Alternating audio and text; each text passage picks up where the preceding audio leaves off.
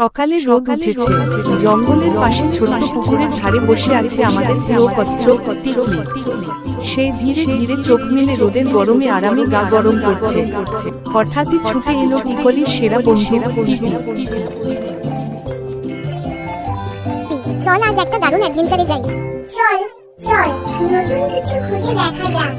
পুকুরের মাঝখানে একটা ঝর্ণা, কিন্তু ওমা, ঝর্ণার নিচে তো এক রহস্যময়ী আলো জ্বলছে। হঠাৎ জল ফেটে বেরিয়ে এলো এক বিশাল রাক্ষস কাকড়া। এই রাজ্যে এখন আমি রাজা, কেউ কিছু বলবে না।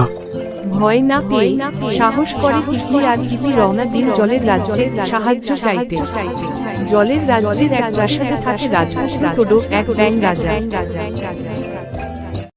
আমরা এখন ভয়ের মধ্যে আছি, কেউ কিছু করতে পারছি না। টিকলি আর টিপি পড়ে গেল এক জাদুর ফাঁদে। চারদিকে জল শুকিয়ে যাচ্ছে।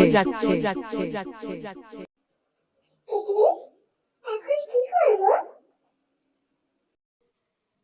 ধৈর্য ধরো, আশা কখনো ছেড়ো না।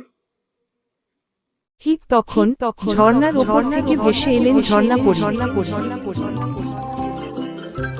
সাহসীরা একা হয় না, আমি আছি তোমাদের পাশে। টিকলি তার খোলস দিয়ে আঘাত করল, টিপি কাকড়ার গায়ে লাফিয়ে উঠল, আর টোডো ছুড়ে দিল জলের ঝাপটা। কাকড়া চিৎকার করে পালালো। এই রাজ্য এখন আবার মুক্ত।